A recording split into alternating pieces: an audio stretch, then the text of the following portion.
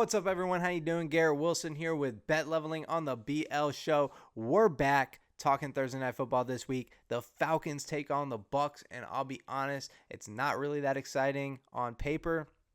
I don't think it'll be a snooze fest either, but it definitely will not be as entertaining to watch as Monday Night Football was. I can promise you that. Which, speaking of, let's pull up the plays we had from that game. All right, so as you can see, Barkley did hit the over 90.5 rushing and receiving yards. Turns out all we had to do was bet his under for him to have an explosive game. Keenan Allen did not hit the over 35.5 receiving yards. It's funny because earlier in the year, we took Quentin Johnston when he was the Chargers' leading receiver and highest target share on the team to get the yards in the game, and he didn't even get a target all game long. Keenan Allen didn't even get a target until the end of the first half in this game, and only a couple in the second half. So I don't know what's going on with LA. I don't think they really care because they got it done. But Jalen Hurts did get the ball to Brown. So Brown got his, which kind of goes back to what we're talking about when we say that Philly is in a downward spiral ever since they went away from the tush-push and running game. Not enough tushes were pushed in this one for Philly to get it done. It also doesn't help that their quarterback threw 4 interceptions, including a 5th turnover with a fumble and the 2 turnover play by Jalen Hurts, which actually, let's pull up the graphic for that. It's too funny not to. History made by Jalen Hurts, the first player to have 2 turnovers in the same play since 1978. Their offense is butt. Their defense is a playoff caliber defense, keeping them in games, but they just can't get it done on offense. They're trying everything they can to keep the Cowboys in the playoff hunt. And as a Cowboys fan, I appreciate that. I don't think it'll happen. I think Philly going against the Raiders and the Commanders twice to end the year, I think they get at least 2 of those games, probably all 3. They might lose to Buffalo, but I don't think it's going to happen. We'll see, though. Back to Atlanta and Tampa Bay, though.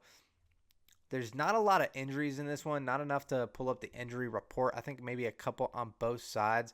But we're just going to hop into the bets for this game. So let me get Outlier pulled up.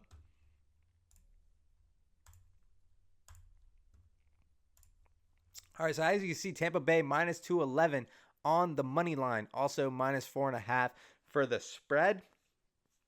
And the total over-under is sitting at 44.5. See where the money's at. 81% of the money on Tampa Bay money line. 78% of the money on Tampa Bay minus 4.5. And 59% of the money is on the over.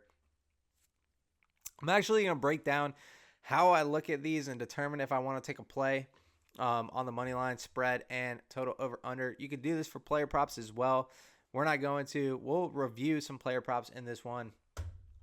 But let me pull up the Edge spreadsheet. So right here, you can see we got implied probability versus true odds, which gives you the edge. So you can see the odds are sitting at minus 235, which has an implied probability of 70.15. The true odds are their wins divided by their wins plus losses in this case. So 7 wins out of 13 games get you the true odds of 53.85%. You want your true odds to be higher than the implied probability. Right here you can see the edge is not in our favor. So right off the bat, we're staying away from that. The movement is in our favor, but the money is all on Tampa Bay. We're not touching that. I'm not touching that personally. Now for the spread, you can see Tampa Bay minus 4.5, Atlanta plus 4.5. There is an edge with Atlanta plus 4.5. You can see the true odds are higher than the implied probability. No line movement either, and the money is on Tampa Bay for the spread. So I would take, a small, maybe 1 unit, 2 unit play on Atlanta to cover. I do like that play, plus 4.5. I don't love it. If I had to lean, one way for the money line too, I'd lean Tampa Bay money line, but Atlanta to cover. So I don't think I'm going to throw a lot on Atlanta to cover.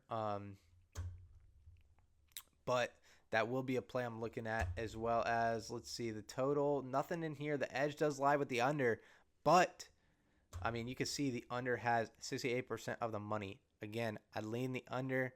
The money's there.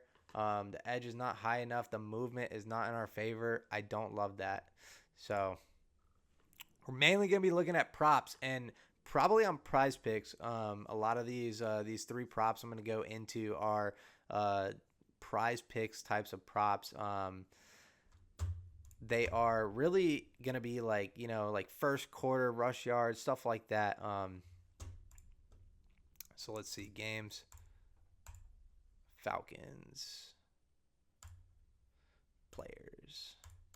Let's look at Rachaad White. Actually, let's just pull in Bucky Irving too while we got it. I think Bucky Irving is going to be my play of the day. I love this Bucky Irving over 14 fantasy score right here. You can see it's hit in 90% of the last 10 games, including 3 for the last 3 and 80% of the last 5. So I like this play right here. The over 14, again, you see on Prize Picks, minus 19, 119. So you could add that to the Prize Picks prop. Right here, Rachaad White, first quarter rushing yards over 1.5. Again, on Prize Picks, but this is cashed in 10 of the last 10. So obviously 5 of the last 5. You can see he's averaging I think 10.9. Yeah, right here, 10.9, which is 8+ over what this line actually is. And you can see he's actually leading the rush share as well with 117. Bucky Irving sitting at 103. I think they both get utilized in this game. Rachaad White, obviously, is the second running back. Bucky Irving is going to get the most carries in this game, I believe. But Rachaad White's definitely going to get 1 or 2 carries in the first quarter. He'll cash this. He's going to get 2 yards at least in that first quarter. Last prop we're going to look at is on the Atlanta side. It's going to be Zane Gonzalez. And actually, let me just throw in Bijan as well, just to take a look, see if I like anything. Again, over 7.5 fantasy score, again, on Prize Picks. You can see this. This is cashed in 70% of the last 10, but 7 of the last 8, including 4 for the last 4. So 80% of the last 5. You can see this is the insight right here. Has exceeded the fantasy score in 7 of his last 8, including averaging over 10, 10.6 right here. So another thing you can look at is his 5.5 kicking points. The key number for that is because you can get 2 field goals, which would be 6, or 1 field goal, 3 plus 3 extra points. I don't expect Atlanta to score 3 times in this game. So you would be, mainly hoping for Zane to get 2 field goals, which he could do. I think he could do. So I still like that. But I like his fantasy score more. Think he could have some longer field goals in this game. Atlanta is not really moving the ball well once they get on the opposite side of the field. Let me take out Zane and we'll just focus on Bijan.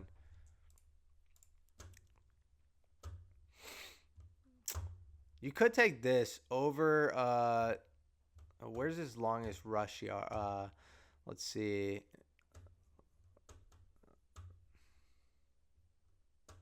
I don't see his over 6. Oh, right here. You could take his over rushing attempts. This is hitting 4 of the last 5, so 80%.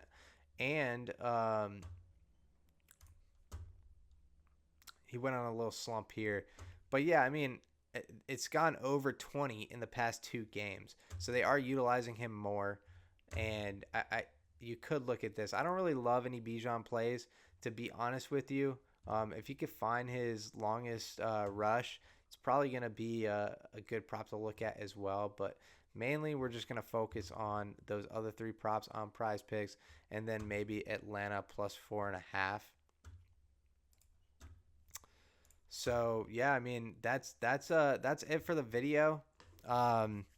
All the plays will be pinned in the comments as always. Make sure to drop your own favorite plays. If you enjoyed the content, go ahead and like and subscribe. I'd appreciate that.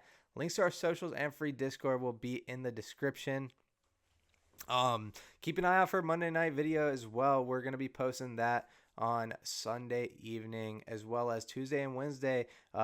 Amuse, aka Lion Locks, the king of NBA bets, will be putting out our NBA prop bets as well. So That said, let's cash. We'll meet you at the bank.